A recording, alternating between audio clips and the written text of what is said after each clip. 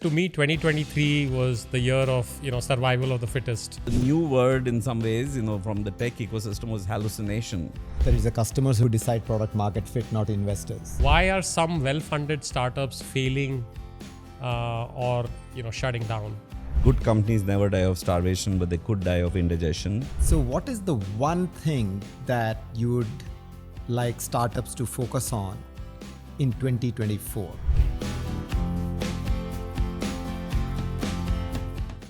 Hi, everybody. Welcome to our year-end podcast. It's been an exciting year, 2023. And I'm here, Sanjay Swamy, with my partners Amit Somani and Shripati Acharya, just to discuss and chat about what happened in 2023, right? Notably with respect to the world of startups, the Indian startup ecosystem, some of the notable things that happened, things that perhaps didn't go to plan. So maybe I'll kick it off with something that came out of nowhere, at least for the whole world. I think a company that nobody had heard of probably the same time last year is something that everybody wants to know about and is signed up and is paying $20 a month in subscription. OpenAI's product ChatGPT. So I also have been very excited using it for a variety of things. To me, it feels like it's a step function change in the way forward for all of us in this industry, especially in the tech industry. So maybe we'll start a little bit. Amit, maybe you can talk a little about what your thoughts about what you saw happening in 2023, in particular to this area of generative AI, and your views on the same. Sure, Sanjay. So before I do that, just to me, 2023 was the year of survival of the fittest. I think we often say, and I think you say this a lot, right? Startups are 360 days of pain and 5 days of glory. I think this year it was 364 days of pain and maybe 1 day of glory. And so I think everybody learned to adapt. Right? I think there's this beautiful Charles Darwin quote, which is that it's not the strongest species that survive, nor the fastest, but the ones most adaptable to change. And I think everyone adapted. People who couldn't raise money, people who had to manage with a 500K bridge, people who went and raised 10, 20, 30 times of what they were raising for their IPO rounds, right? So I think we learned to adapt as an ecosystem. And I think that's very, very important, especially at the vantage point that we are at early stage startup, that you need to adapt to all kinds of market timings and scenarios. And just Gen AI is obviously very exciting, but I know Shripati is going to talk a little bit about that. But it is just as, mind-blowing and as changing as perhaps the internet browser or client-server computing, or so many of these other things. So very excited about that as well. Terrific. Shripati, your quick reactions to the year. Yeah, to your point, ChatGPT got 100 million users in 2 months. That probably speaks and captures everything about what a phenomena it's been. In 2024, I feel that it's just going to be a part of every application. So we're not even going to be talking about it. Just as we don't talk about an application which is on mobile or it's on the cloud. So I probably feel that from a technology standpoint, it was a defining and very seminal event. Terrific. Yeah, I've been using it a lot. In fact, I even this morning was playing around saying, what were the highlights of 2023? So I'm going to read out a little bit of what ChatGPT had to say about the highlights of 2023. Of course, it praised itself a lot. But it also talked a little bit about, the startup year, the startup ecosystem, things like that. And a few of the things it pointed out, specifically about the Indian startup ecosystem, right? So it talks about the funding landscape, and it was pretty good. It talked about the startup ecosystem had a decrease in funding, falling 72% by 72% to $7 billion in 2023 from the previous year. It wasn't hallucinating, unfortunately. These are facts. Talks about some notable companies that had, good IPOs. We had the recent Mamaearth IPO. We have had pretty much as a resurgence of the public companies in India with Paytm and Zomato and so on, as well as some of the, growth companies like PhonePe raising substantial amounts of money, Perfure, Zepto, amongst the others. So it was pretty clued in actually on what was going on. It talked a lot about some of the government policies around taxation and some of the implications. Talked a lot about the ecosystem growth, talked about sector highlights like EV becoming a hot space here in India. So generally, I thought, it did a pretty decent job in terms of analyzing or having data about what was happening recently here in the Indian startup ecosystem. One of the words for me that was a new word in some ways, from the tech ecosystem was hallucination, right? We all know in theory what it means. But since you've been following some of this, Shripati, maybe you can talk about some of the limitations of, generative AI at this current stage, and, what is this concept of hallucination? Yeah. So interestingly, generative AI is a computer in which case the output is not deterministic, meaning that the same input is not going to give the same output every single time. And what that means is that it's going to go ahead and predict things which, when it doesn't know, it's just going to take its best guess at it. And that's the hallucination part.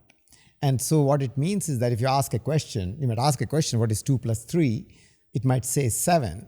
It won't say, I'm having trouble with this and it's 7. It might just say it's 7. And in which case, that sounds like wrong. And it might say, oh, well, oops, now it's 5, right? Sounds like a venture capitalist who wants to pretend that they know everything. I'm just kidding. Yeah. So that's the hallucination part. But the way it is that the hallucinations are both, can be positive or negative. The negative part is obviously straightforward. When we want very clear and precise answers, it's wrong. But when you're looking at generative AI as, for example, generating art, generating images, generating sounds, in that particular case, or even doing creative writing, then the hallucination part of it can actually give it a level of creativity, which is exciting and very interesting in that particular domain.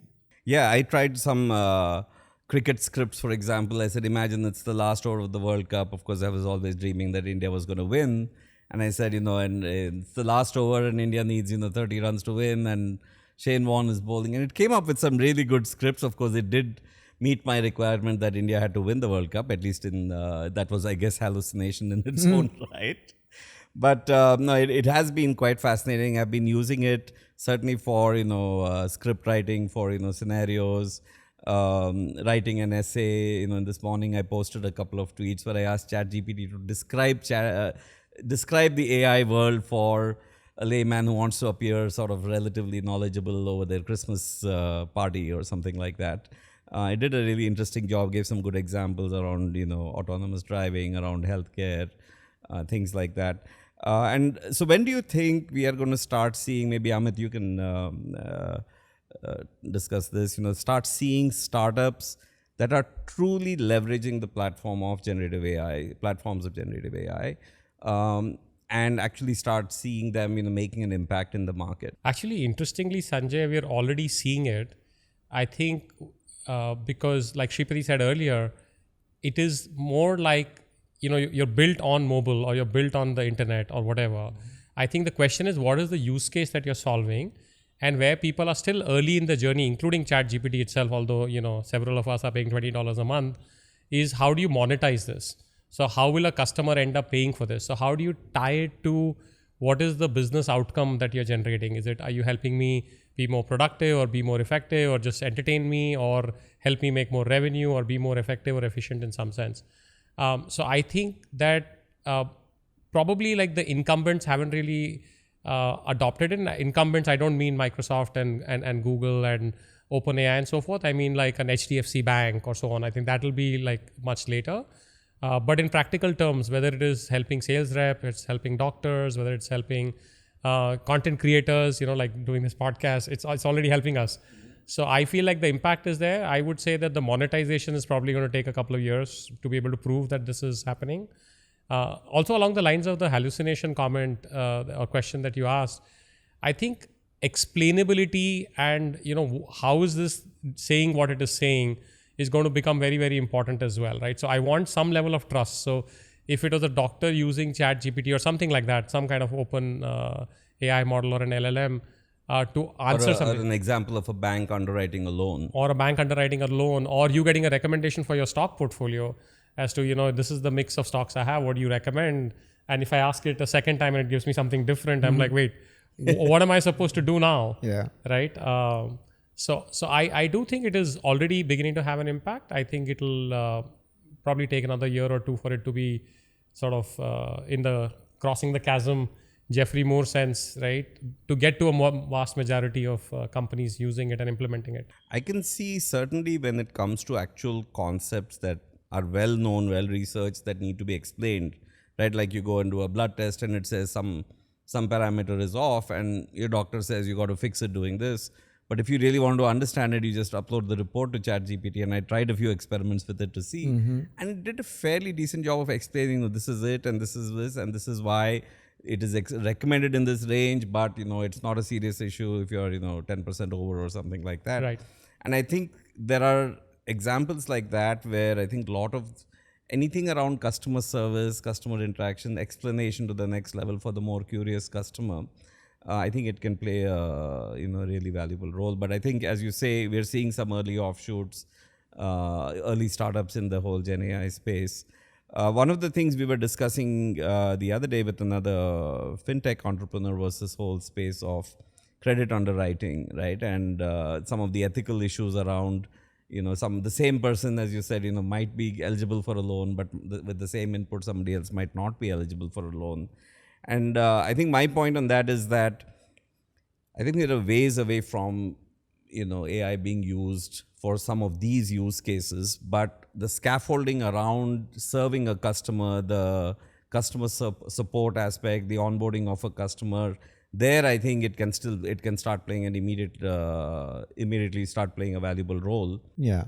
I think that to Amit's point, right, where he said, talked about like which are the areas where we are actually going to see an immediate impact. I feel that given ChatGPT is not exact, it is good but not exact. The areas where we can be most comfortable using it is where there is a human in the loop, quite paradoxically. What it means is that take a case of where it is a co-pilot for code writing, like GitHub Copilot. It is assisting me in creating code, but ultimately I as a coder am reviewing it to make sure that whether it makes sense, and it's helping speed it up, right? So if think about your case, which you mentioned, Sanjay, about giving you healthcare guidance, so to speak, right? It's not a doctor. It can give you a guidance, but you'll need a doctor in the loop to actually really verify that, and it'll make the job of the doctor faster.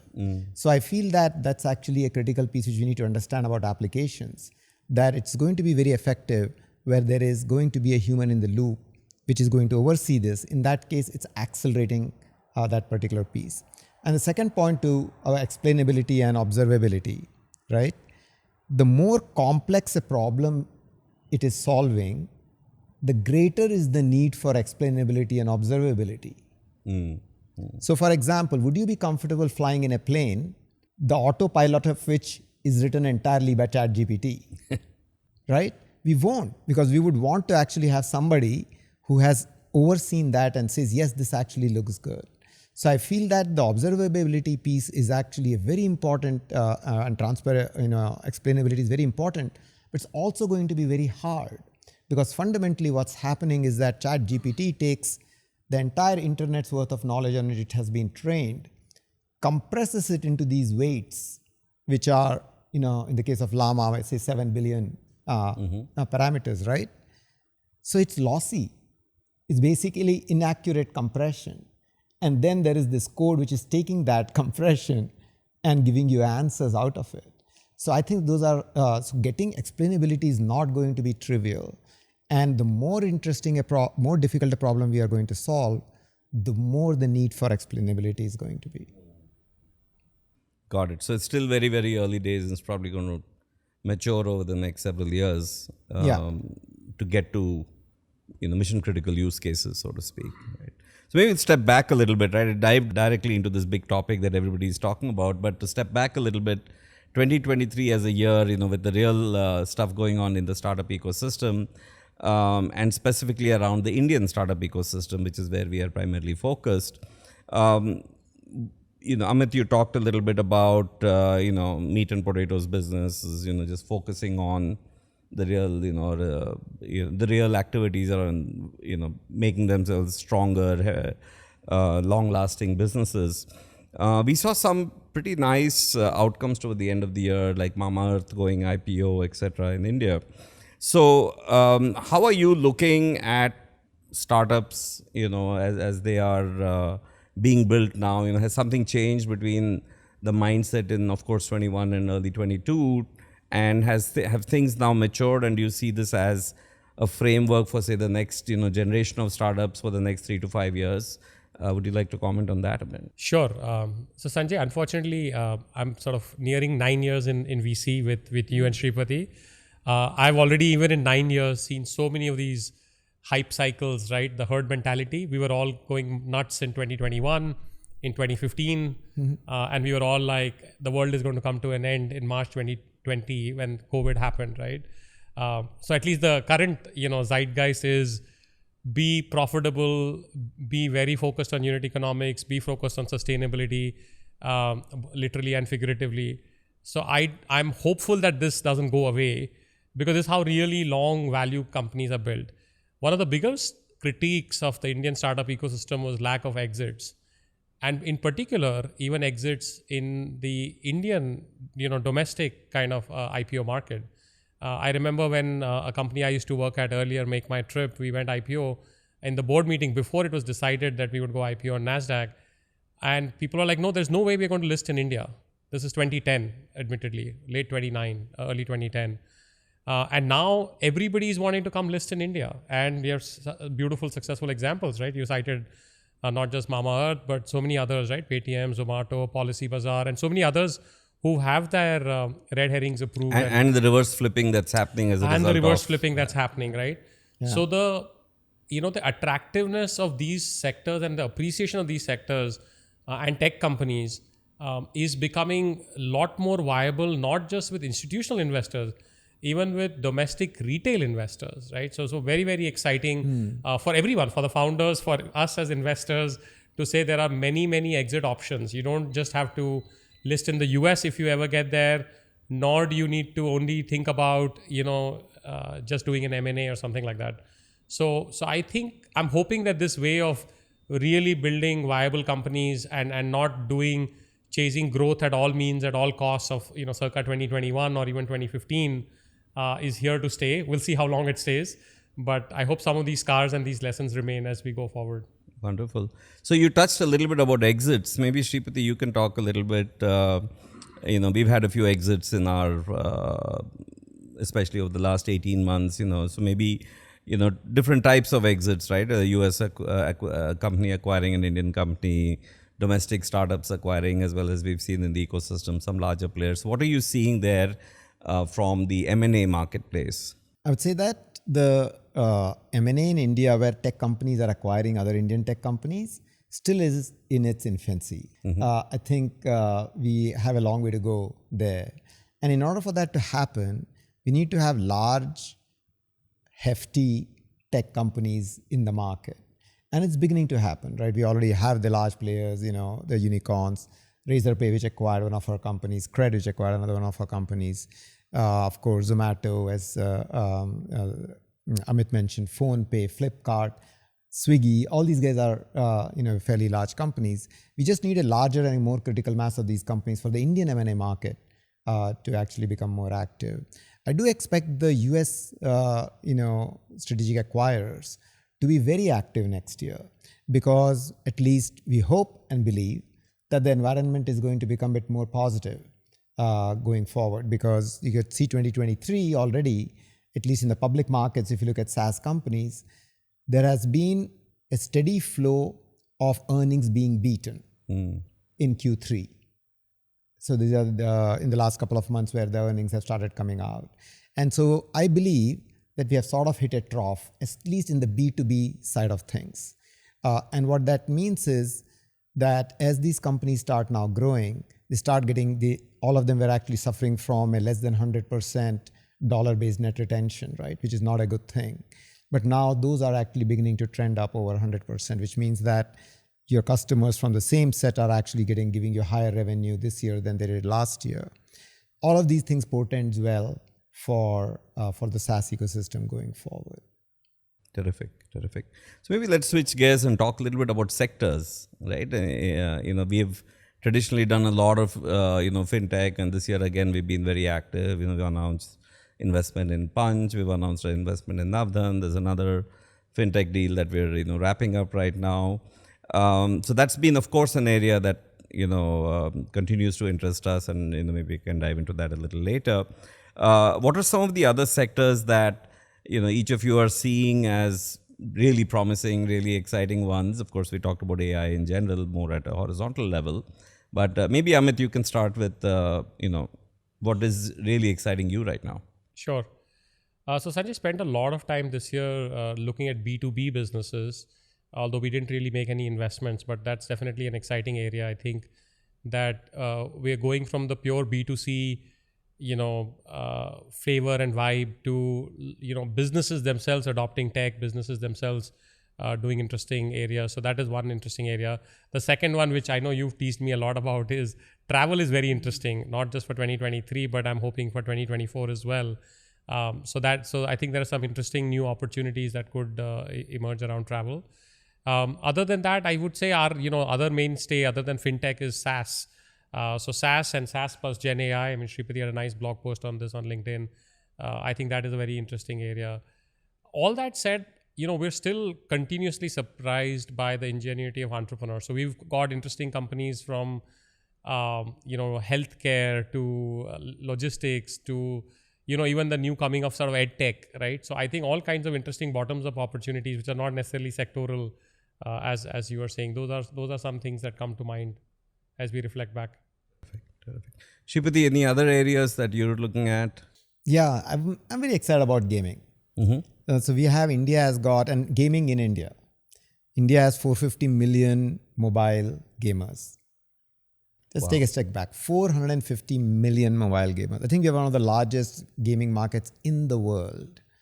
That's twice the adult population of the US, by the way. There you go.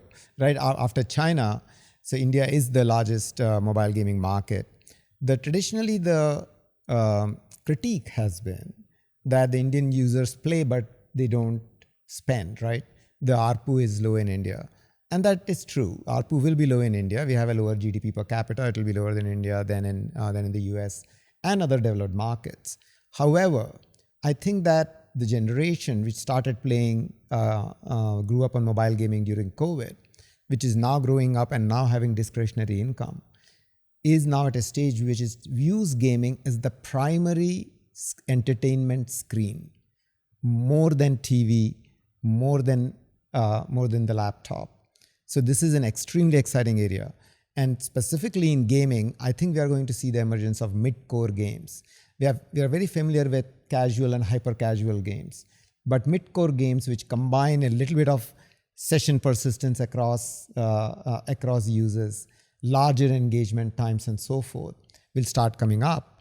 And we'll also start seeing more Indian games. So India has seen an explosion in revenue, which has gone 3x in the last 3 years, but it has been on the global franchises. But I'm very confident that the next big game in India will be an Indian game. I'm very excited about that. Very cool. Yeah, and I think, as you say, because there's such a large market right here, it's quite likely that the game will get critical mass here. And of course, with the Indian diaspora and stuff like that, I think no reason to believe why it shouldn't be an Indian game. Absolutely. I continue to be super excited about fintech, right? I mean, we've done a lot, we continue to do a lot. But I think there are just, as UPI has gotten to, $10, $12 billion transactions a month now. I think we're seeing more and more of every aspect of the Indian businesses or consumers or their interactions tending to get more and more digitized. And as the digitization happens, that creates the digital exhaust on which, yes, everybody says, every business is a lending business. It sounds kind of cliche, but there is still such an unserved opportunity. I've always maintained, the Indian customer is unbanked, underbanked, or poorly banked. And I think now we're seeing opportunities to serve them right. And as we have seen with some of the investments we made this year, whether it was at Navdhan or Punch in the investment space, I think these are opportunities that just continue to, as they say, Akshay Patra, right? To give that, it keeps on giving. And so I think that's one area I'm still super excited about. Some of our companies this year, and maybe we can talk about one or two a little more deep dive. Outside of fintech also, right? Companies like Dozy in the healthcare space, it is extraordinary to see a company go at the start of the year from being seen as something which was a concept that people could pilot first and then see if it worked for them, to getting all the way to mainstream, right? So what has also been very exciting for me, if I look back at the year, is examples like this where a company went from little more than a proven concept and a validated concept all the way through to where the customer says, okay, I just need to have this, in 100% of my beds in a hospital or something like that.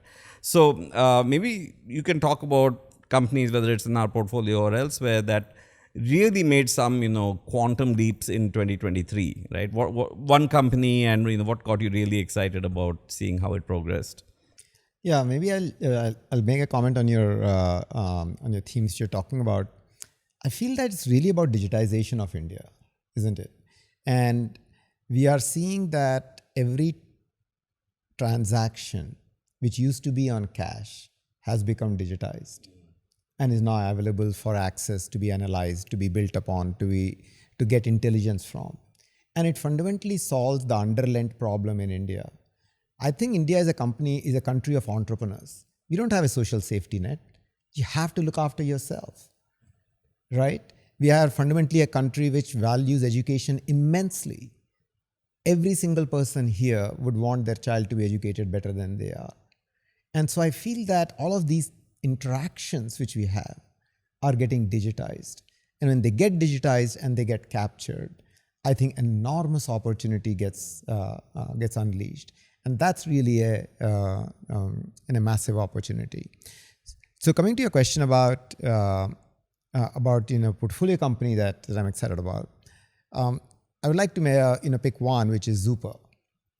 So this is a company which is a SaaS company creating the next generation of field service management and a solution for that, which really creates an experience like for field service management that you'd get, for example, if you ordered an Uber. So field service management, just to take a step back, occurs when, suppose you want to fix your AC at home or in a commercial place. There is a business which sends somebody to go and fix it. Or it could be for landscaping, or it could be for cable and fixing any number of things. In all of these cases, the process has been very manual. It's been a series of back and forth phone calls. But imagine if that entire experience really consisted of placing a request, the person getting dispatched, you're able to observe when that person is coming, completing the entire transaction, finishing it entirely digitally, including payments and receipts, along with photographs and everything else. So that is the vision of Zupa. And it's been a terrific story, and delighted to say just announced a very substantial fundraise, over a $30 million round. And we think that it's going to be a leader in its space. That's amazing, right? In fact, it's also interesting across the board. We've been seeing good companies continue to raise, right? So everybody talks about funding winter and what have you, but whether it's in our portfolio or elsewhere, we've seen some massive rounds being announced. So it definitely feels like, look, for the right companies that are building businesses the right way, it's kind of the muscles that Amit was talking about at the start of this episode, that there is money to be had and there is good quality funding to be had. Amit, why don't you tell us about a company that's exciting you? Actually, I'll make a comment before, and I have a question for you. Maybe I'll end with that, which is, the $7 billion that was raised this year, which is set down 70% YOY. None of the monster rounds of the 500 million here, 300 million there, etc. happened. So I think a lot of funding is happening at the seed level and the Series A level. I think it's beyond Series B and C where some of the more challenges on the growth stage funding are happening. So I think innovation is sort of alive and well, and a lot of interesting things happening. So a company I would pick is Digi, which used to be formerly called Callpal, which is again in the very digitization of India theme that Shripati talked about. There are some 45,000 universities, colleges, institutions that are responsible for, teaching kids, right? Whether it's for undergraduate, graduate, different curriculums, etc. So Digi helps them digitize their entire operations. Could be the academics, could be the administration, could be student engagement, the whole 9 yards. And this is a company we backed a couple of years ago. And this year, I think, was like a really interesting sort of milestone year for the company, in that, what used to be longer sales cycles, founder is involved in the sale, etc., now becoming much faster, and lots of colleges and institutions are coming inbound into them to want to digitize this. And when we were backing this a couple of years ago, we were wondering, will people pay? How will they pay? Etc. Etc. So I think, and I think this will happen in many other areas. This notion of digitization and using technology to become both productive, effective, efficient, etc. So that is one company that really seemed exciting this year. The question I have for you, Sanjay, and of course you can also answer the company question, is and we did a couple this year, one which is not announced yet. Is everything in fintech going to lending, right? Like, so what's up with sort of lending? Even in all fintech, there's so much innovation, right? And we have a pretty rich portfolio of fintech ourselves. So love to hear your thoughts on that and any company that you want to talk about. So before I get into answering your question on the company front, I think for me the extraordinary company that had an extraordinary year is Dozy, right? Which is sort of sounds similar. So we have Super, Digi, Dozy, all 5-letter words is maybe the theme for this year. 23 is 3 plus 2 is 5. And what happened there is hospitals realized that there's a shortage of nurses, and through by putting a sensor under a mattress, they're able to one of their breakthroughs this year was getting FDA approved, and that hopefully will lead to big opportunity in the future as well worldwide. But just in India, I think it started being seen as something that is not an experiment anymore, not a pilot anymore, but mainstream. And we've had big hospitals like the Apollo chain using it, and have said that in the first 200 days they went to zero code blues. Right now, it's a pretty scary thought, but it's amazing if this is something that can even substantially reduce the code blues. Right. So I think this is a great example of an IoT company using data science, having clinical studies, using AI at the back end.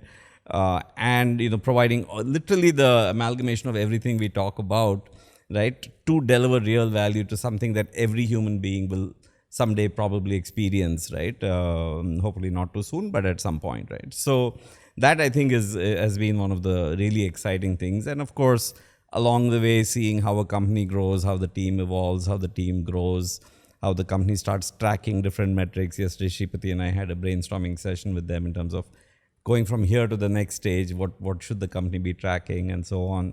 So that I think is one of the more exciting things of the journey that we all get to experience. But it's really been a great year for several of our portfolio companies that have had multiple term sheet situations and raised rounds of capital that have gone to the next stage. So overall, I would say very satisfying year. On the specific answer of what is everything in fintech, I would say, given that payments in India by itself is not going to have a lot of money in it, because with UPI and things like that, the movement of the money has become pretty commoditized. And that's why we're seeing this exponential adoption. There will be business models around that where the moment everything is digitized, for most companies, digital payments used to be 2% of their business. Now it's getting to the point where cash is, hopefully going to be 2% of their business in some cases. I haven't been to an ATM in 6 years. I just don't use cash. So I think the moment your business is completely digital, then, you need to have a lot of automation and tools. And this is where a lot of the AI-based tools and stuff will come. So I think we're yet to see a lot of that. We had backed Reco to do transaction reconciliation. Of course, they had a great exit to Stripe 18 months ago. But I think that problem and second order problems around business opportunities will have a lot of software plays. They might call them SaaS, but they might be fintech SaaS. So that part I think is still unsolved. There's a lot of infrastructure. We have Knight Fintech in our portfolio that's really killing it by providing lending infrastructure to the incumbents, whether it's the banks or the NBFCs for co-lending. So that's another category. I think there's going to be a complete revamp of banking infrastructure opportunities.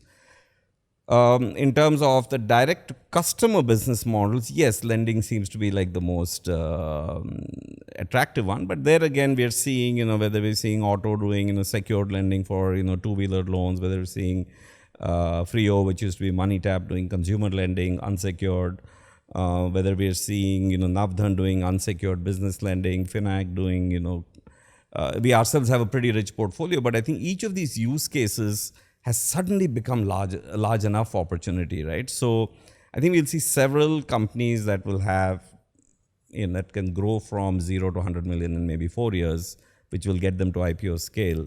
And that's why I think fintech is going to continue to be a thing. And if you look at the public markets in India, 35% of our market cap is banking, banks and NBFCs. So it's going to be reflective of the opportunity in the private sector. Right? So one last thing before we we actually had some, it's the Christmas season, so we had some Christmas cards here for everyone. But there's a question at the back of each of those. So maybe Amit, you can do the honors and pick the first card. Sure. Right. I got a new one for both of you. Good to be in this position, Sanjay. You're enjoying this, right? I hijacked the seat. Why are some well-funded startups failing or shutting down? If any of you take a Yeah, I think timing plays a very big role, and where you start and the habits you inculcate as a young company. This is true, I guess, with human beings also. Sometimes are hard to shake off. Right now, in some ways, I used to always be told. In fact, when we raised our first fund, our largest LP, Naveen Chadda at Mayfield, said, "Good companies never die of starvation, but they could die of indigestion." Unfortunately, I think we may have in 2021, given a lot of money to a lot of companies, some of whom were probably just not capable of handling it. And so from the outside, it looks like these are very well-funded companies, but they had gotten into a way of operations where they were just burning a lot of cash, perhaps very inefficiently. And unfortunately, in 2023, as the market sort of did a lot of cleanup, these companies were unable to get their act together, right? We've seen a lot of companies actually get their act together who raised a lot of capital and then realized the market was turning and changed their ways. And that's probably the majority, but there are a few exceptions, unfortunately, that will be victims of just having had a very easy early days. I think fundamentally, you need to understand that it's the customers who decide product market fit, not investors, right? So you can't just fund a company to product market fit. It just has to find that. And in the cases where the companies got prematurely funded, you still have to stumble and find your way. And if you haven't, then the high burn rate just puts them in a difficult situation.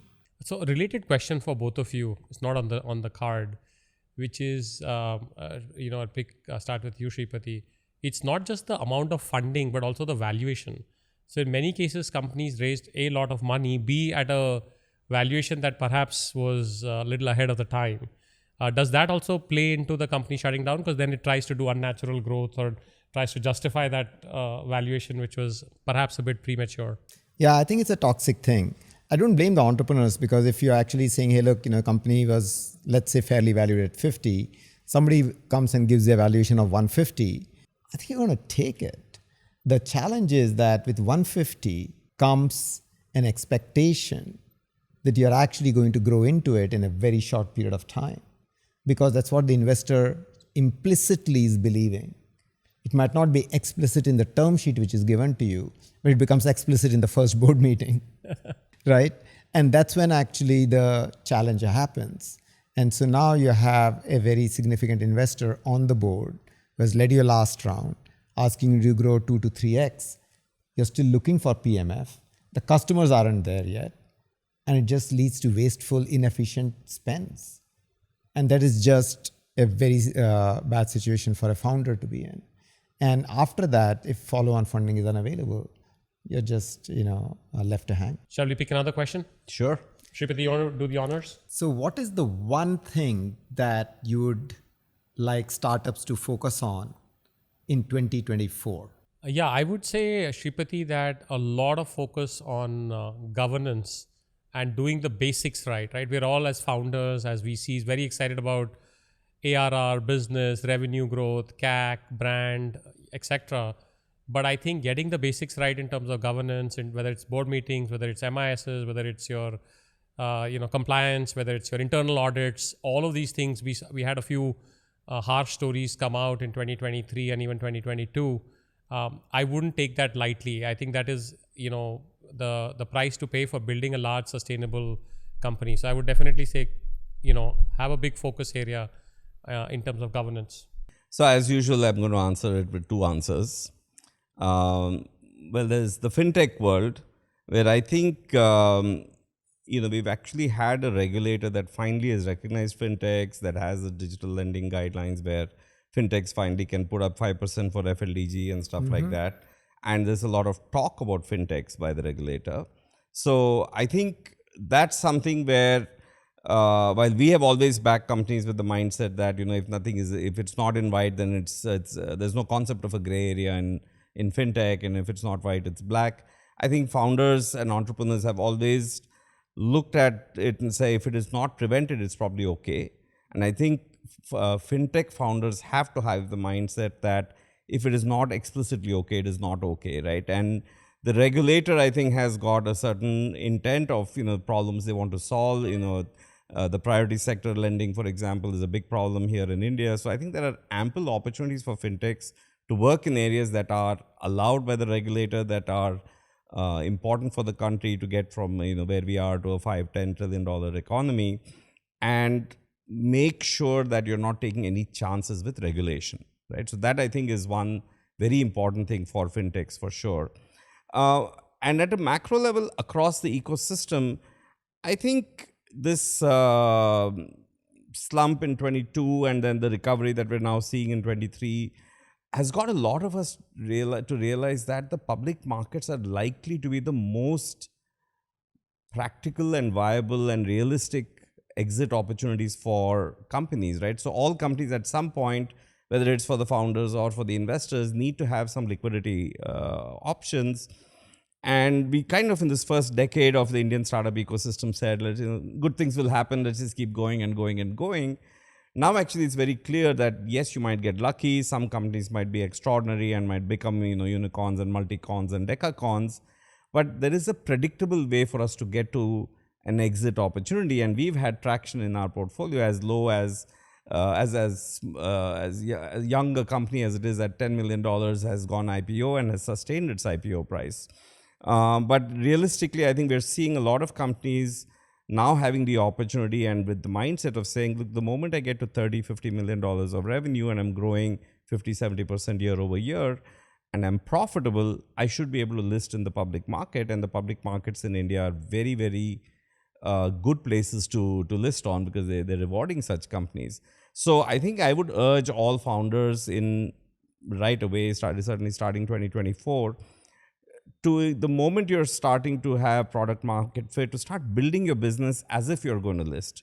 It may happen in 2 years, it may happen in 5 years, but I think those habits are best inculcated early, and you keep to some extent, the point on governance that Amit was talking about, compliance with regulations, all of these, as well as just be ready to, the moment you hit critical mass, to have the option to go public. That doesn't mean that you have to go public, but you should be there. And I think in India, realistically, any company with 500 crores of revenue, which is like $60 million, and maybe 20% of EBITDA, should have a very strong listing in the public markets. So that would be my key input to founders. Shripati, do you have any that you would want to recommend? Something that they should do as they go into next year? Come to Prime for funding. Of course. I think the maybe the one line takeaway is that be in charge of your own destiny. And that means managing your cash flows, managing your funding environment, managing how you have gotten and when you have gotten the PMF and so forth. And be very careful about your dependence on a certain time in which you need to get funded, because that will continue to be somewhat hard to predict. Awesome. With that, we will try and wrap this episode and 2023 here. We have some exciting news. We had a new gentleman, Jerome, join us as the head of community at Prime in 2023. So our podcast is back and back with a bang, and look forward to getting back on the circuit early in 2024. Before we do that, Sanjay, Shripati, you want to have maybe one reflection on 2023 of your personal takeaway or your own journey, something that was exciting to you at a personal level while we wrap up. And yeah, I think, every year we keep saying this, but we genuinely mean it. India is just getting more and more exciting to be an entrepreneur. And we are super excited to be backing and working with several of these entrepreneurs here. And I think it's just going to get bigger and better, right? The best is absolutely yet to come. Absolutely. I couldn't have put that better, Sanjay. I think India is an exciting investment destination, probably got underscored last year, and we really expect that to continue going forward. And I feel that for an entrepreneur and for investors, I think we are just in a terrific time. Fantastic, gentlemen. Thank you so much. And thanks for tuning into the Prime Venture Partners podcast. Dear listeners, thank you for listening to this episode of the podcast. Subscribe now on your favorite podcast app for free, and you'll be the first one to know when new episodes are available. Just search for Prime Venture Partners podcast in Apple Podcast, Spotify, Castbox, or however you get your podcasts. Then hit subscribe. And if you have enjoyed the show, we would be really grateful if you leave us a review on Apple Podcast. To read the full transcript, find the link in the show notes.